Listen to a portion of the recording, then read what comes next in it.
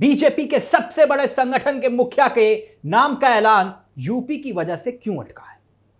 क्या है अध्यक्ष ना चुने जाने के पीछे योगी फैक्टर? तो बीजेपी अध्यक्ष का योगी और यूपी फैक्टर क्या है? क्या जिस वजह से बीजेपी अपना राष्ट्रीय अध्यक्ष नहीं चुन पा रही है, वजह क्या है? दरअसल बीजेपी के राष्ट्रीय अध्यक्ष को लेकर केंद्रीय गृह मंत्री बीजेपी के चाणक्य अमित शाह के घर पर एक बैठक होती है और उस बैठक में उन नामों की लिस्ट तैयार होती है, चर्चाएं हैं, जिन्हें आरएसएस को भेजा जा रहा है। आरएसएस की रजामंदी मिलने के बाद उनमें से किसी एक चेहरे को अध्यक्ष बना दिया जाएगा, मगर पेच अटका कहां है? योगी का। अब वो पेच है क्या, अंदर की पूरी खबर आपको बता रहे हैं। नमस्कार, आपका स्वागत है हमारे इस YouTube चैनल पर। मैं हूं आपके साथ तिलक चावला। दोस्तों, भारतीय जनता पार्टी यानी बीजेपी अभी तक अपना राष्ट्रीय अध्यक्ष नहीं चुन पा रही। इसके पीछे तमाम वजह है, तमाम कारण है। खूब बैठकें हो रही हैं। नरेंद्र मोदी, अमित शाह, जेपी नड्डा बैठक पर बैठक कर रहे हैं। इससे पहले अमित शाह और जेपी नड्डा की बैठक हुई। अब अमित शाह के घर पर तमाम दिग्गजों की बैठक हुई। बीते 48 घंटों में बैठक पर बैठक हो रही है, लेकिन अध्यक्ष पद पर अभी भी फैसला नहीं हुआ। कहा यह जा रहा है कि राष्ट्रीय अध्यक्ष ना बन पाने के पीछे जो सबसे बड़ी वजह है वो है उत्तर प्रदेश। वजह और भी है, उनका भी जिक्र करूंगा, लेकिन उत्तर प्रदेश की वजह से सारा का सारा मामला अटका हुआ बताया जा रहा है। खबर बहुत दिलचस्प है दोस्तों। जिन चेहरों पर चर्चाएं चल रही हैं उनका भी जिक्र हम आगे करेंगे, मगर आप इतना जानिए कि आरएसएस नाराज है। वो किसी भी सूरत में बीजेपी के राष्ट्रीय अध्यक्ष जेपी नड्डा के कार्यकाल के आखिरी कुछ दिन बचे होने का जिक्र कर रही है। कह रही है बस बहुत हुआ। इसी महीने बीजेपी की कमान नए हाथों में होगी, ये तय है।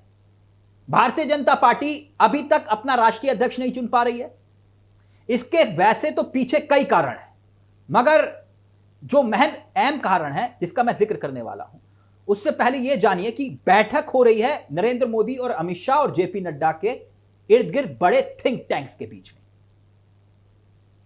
अमित शाह जेपी नड्डा के बीच बैठक होती है, फिर जेपी नड्डा, अमित शाह और नरेंद्र मोदी की बैठक होती है। बीते 48 घंटों में बैठक पर बैठक होती है, लेकिन अध्यक्ष पद पर अभी भी फैसला नहीं हो पाता, राष्ट्रीय अध्यक्ष नहीं बन पाता। इसके पीछे की सबसे बड़ी वजह उत्तर प्रदेश है। उत्तर प्रदेश की वजह से सारा मामला अटका हुआ है। ऐसा क्यों, वो मैं आगे आपको बताऊंगा, मगर इस पूरी कहानी को जानने के लिए बीजेपी के संविधान को जानना आपके लिए जरूरी है। बीजेपी का संविधान क्या कहता है, तभी आप समझ पाएंगे कि बीजेपी, जो खुद को दुनिया का सबसे बड़ा संगठन होने का दावा करती है, वो अब तक अध्यक्ष का चयन क्यों नहीं कर पाई। दरअसल बीजेपी का जो अपना संविधान है, पार्टी का संविधान होता है हर किसी पार्टी का, हर किसी दल का, और बीजेपी का संविधान यह कहता है कि पार्टी संविधान के मुताबिक राष्ट्रीय अध्यक्ष का चुनाव तभी करवाया जा सकता है जब देश के कम से कम आधे राज्यों को प्रदेश अध्यक्ष मिल जाए, प्रदेश अध्यक्ष का चुनाव हो जाए। पेच यहीं फंसा हुआ है। भारतीय जनता पार्टी उत्तर प्रदेश में यह नहीं समझ पा रही कि वो ओबीसी को कमान दे या फिर किसी दलित चेहरे पर दाव लगाए या किसी स्वर्ण या ब्राह्मण चेहरे को प्रदेश अध्यक्ष बनाए। बीजेपी के अंदर जो खबरें हैं दोस्तों, और जो खबरें तैर रही हैं, उत्तर प्रदेश का हल उसे नहीं निकल पा रहा, हल नहीं निकल पा रहा। तब तक राष्ट्रीय अध्यक्ष, जब तक यह हल नहीं निकलेगा तब तक राष्ट्रीय अध्यक्ष की कुर्सी का हल भी नहीं निकल पाएगा। अब उत्तर प्रदेश में बीजेपी इस बात को लेकर कंफ्यूज है। ओबीसी को कमान देते हैं तो ओबीसी का डिप्टी सीएम तो है ही, अगर ब्राह्मण चेहरे को कमान देते हैं प्रदेश अध्यक्ष के रूप में तो डिप्टी सीएम एक ब्राह्मण चेहरा भी है। अगर कोई कोटा छूटता है तो वो छूटता है दलित चेहरे का। अब दलित चेहरों में कौन? ओबीसी नेताओं की एक लंबी फहरिस्त है यूपी में।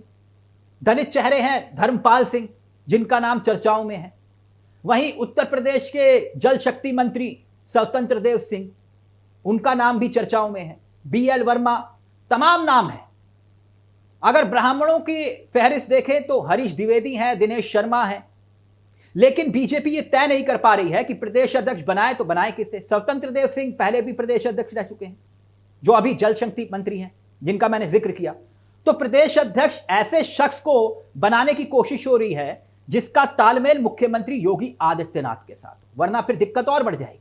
क्योंकि योगी अपने हिसाब से काम करते हैं, और अगर प्रदेश अध्यक्ष और संगठन सरकार के बीच ट्विनिंग ना हुई तो दिल्ली आला कमान तक टेंशन में रहेगा। और उत्तर प्रदेश की यूनिट यह चाहती है, जो अंदर की खबर है, कि प्रदेश अध्यक्ष किसी दलित चेहरे को बनाया जाए, जबकि राष्ट्रीय नेतृत्व यह चाहता है कि किसी ओबीसी चेहरे को कमान दे दी जाए। इसी के इर्द गिर्द सारी लड़ाई चल रही है। और प्रदेश अध्यक्ष का चयन जब तक नहीं होगा दोस्तों, दिल्ली में राष्ट्रीय अध्यक्ष का फैसला भी अटका रहेगा, नहीं हो पाएगा। और उत्तर प्रदेश की वजह से अध्यक्ष की, जो राष्ट्रीय अध्यक्ष की कुर्सी फंसी हुई है, ऐसा ही नहीं है, पेच एक और भी है, वो है आरएसएस का।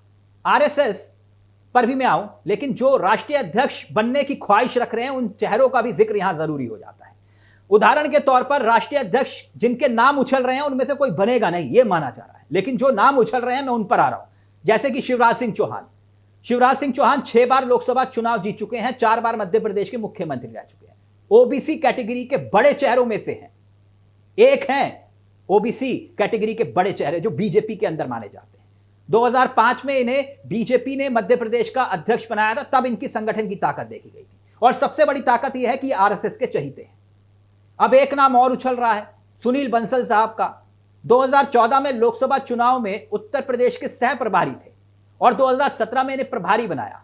अमित शाह के बहुत खासम खास माने जाते हैं, और जो कामयाबी यूपी में मिली उसका तमगा इनके पास है। एक नाम और है धर्मेंद्र प्रधान का, इनका भी चर्चाओं में नाम है। केंद्रीय शिक्षा मंत्री हैं, उड़ीसा से आते हैं, और बीजेपी में इनकी एक अपनी पकड़ है। अमित शाह और मोदी की टीम के भरोसेमंद चेहरे, यानी कि आप इन्हें यस मैन कह सकते हैं, गुजरात लॉबी के। और ओबीसी के बड़े नेता हैं रघुवर दास, वो भी अध्यक्ष बनने की ख्वाहिश रखते हैं। रघुवर दास झारखंड के पहले गैर आदिवासी मुख्यमंत्री। और महिला चेहरों में एक नाम और उछल रहा है, स्मृति ईरानी का।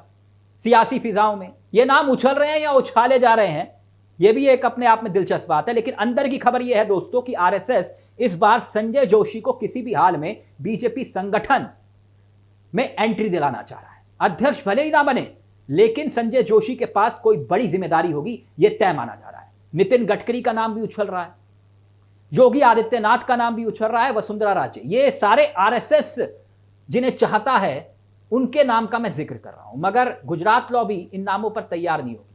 अमित शाह के घर में जो बैठक हुई, उसमें क्या तय हुआ, अब यह भी जान लीजिए।